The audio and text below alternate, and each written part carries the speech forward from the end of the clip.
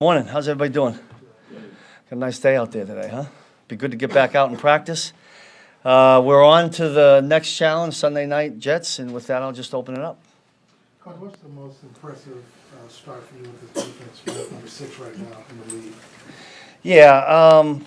Listen, I'm always focused on. It's like I told the guys. I've just been focused on one of the themes we have. I've mentioned this before: chase perfection, rely on relentless. And I told the guys the other night. I think it might have been Saturday night before the game, that of all the groups that we've had here in the 5 years we've been preaching that, I think this group has adopted it better than any. I think it's the thread of what we do right now, and usually when you're playing good defense, it's because you guys are flying all over the place, and that's what we've been doing. How much of that do you attribute to, we know the coaching part of it, but the fact that you had a lot of young players that had to learn it, Justin Reed coming into it, so they had to learn it and retain it, and now going to year 2. Yeah, it's a little bit more natural for them now. And when you bring up Justin Reed, I think he's a key to that as anything. He got plugged in comes in as a free agent. He gets plugged in right away, and yet doesn't know the system. So now that he does, he's a confident player. And when he knows something and he's confident, he's vocal with it, and that's what he is now. And I think that brings that, along with Nick being, third year in the system, Brian Cook, those are the signal callers, communicators back there, and they're pretty fast with it, so it works out good. Steve, I know the goal was to win the game on Sunday against the Bears, like it always is. But Yeah. you had a chance for a shutout at one point. What would that have meant to you, to your staff, to players, to be able to get one? Listen, I think every defensive player coach in this league would tell you that that's something special. It's hard to do. It doesn't happen very often. I've had very few in my career. It would have been nice to have, but the ultimate goal is to win it. And, when we had the sudden change and the ball was at the 30 or whatever it was, I felt I was just as proud of the fact that we forced him to kick a field goal, because that was our job at that particular point. The extra would have been finding a way to get a turnover and taking it to the house or something, but that didn't happen. And then, sometimes, obviously, when the game gets out of hand and you're trying to protect players from injury, things change a little bit. But You told your guys you wanted them to be greedy at halftime. Yeah. That game the other day. Can you elaborate on what you meant by that? Yeah, well, where I was going with it is sometimes when you get ahead like that, we're all human, right? And the players are human, and sometimes you chase stats. And so you start to do things that you're really not supposed to. So, but I did want them to continue to be greedy and continue to play like they were playing, so I wanted it to be a unit greediness. In other words, kind of what you were talking about. I mean, I wanted to be greedy about getting a shutout or not letting them score or get in the end zone. So that was the gist of it. You guys had roster spot open up, and you chose to get Matt Dickerson onto the 53. Just how have you seen him work and kind of earn that as time's gone on? Well, I mean, obviously we think highly of him. The first 2 games we elevated him, and I thought, when we looked forward, when we had Matt here, we thought this might happen, and it did. I think Brett saw a chance in the roster with an injury to make a move, and I think Matt's deserving of it. And we'll see where we are by the end of the week to see who's elevated and who's not, or who's active and who's not. What does Trent's development allow you to do with the back end stuff? Well, the main thing is it's allowed LJ to stay outside and match. We've done that a little bit in certain packages with their quote-unquote number 1 receiver, so that's helpful. And, we talk about how versatile LJ is. I mean, Trent, just as versatile, being able to go inside and outside. So I think we talked about that last week.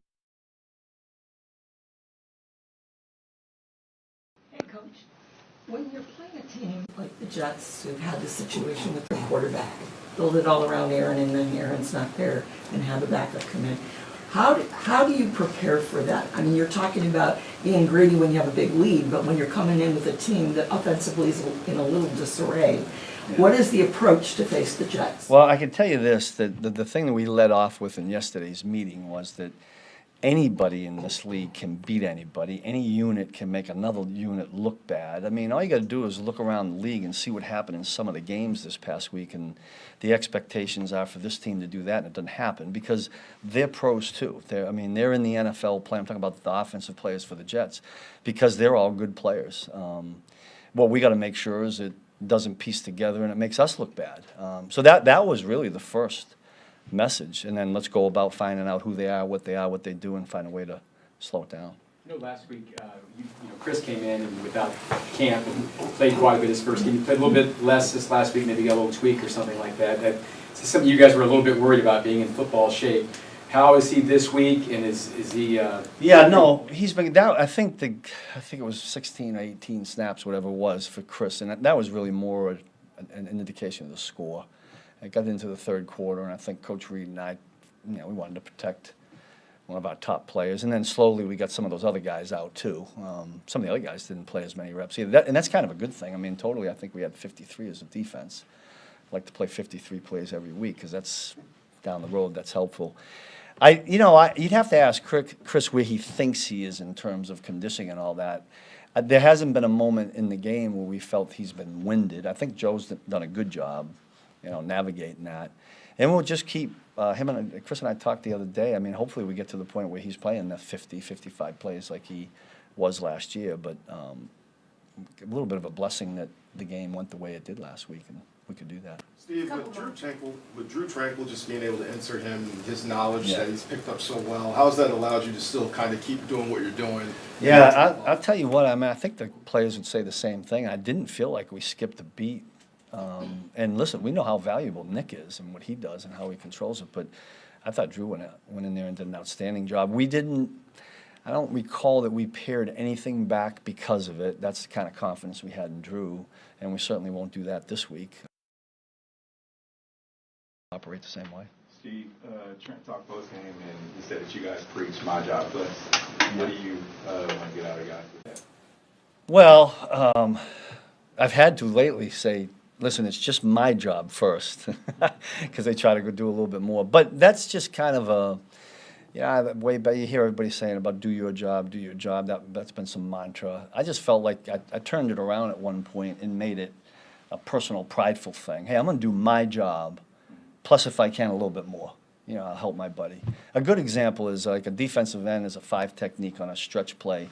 When he sets the edge like he's supposed to, but then he comes back inside and makes the tackle on a back, that's a my job plus. He did his job, got the ball turned back, and he fell back in and helped somebody else. Last one, Nick. Steve, from more of a football fan perspective, what kind of a bummer is it to where Aaron Rodgers and Patrick aren't going to duel against each other, even though this is kind of like that third opportunity? I know for you job-wise, maybe a little different perspective. From my standpoint, not sure how to answer that. I mean, from a football fan perspective. Well, yeah, I understand why it's originally was scheduled as a Sunday night game. It's all about the quarterbacks in this league, right? We just want to make sure it's not all about the Jets quarterback this week. That's our job, is to make sure that doesn't happen. But I'm not sure what else to say about that. Thanks, everyone.